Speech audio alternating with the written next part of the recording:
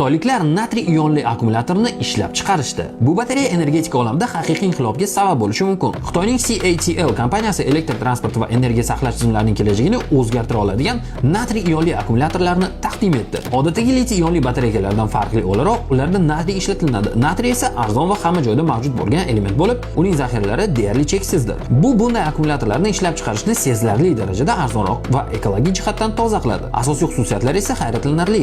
Kilogrammiga 175 Wh/soatgacha energiya sig'imi, atigi 15 daqiqada 80% gacha tez zaryadlash imkoniyati va samaradorlikni yo'qotmasdan Selsiy bo'yicha -40% darajagacha bo'lgan haroratda ishlash qobiliyati.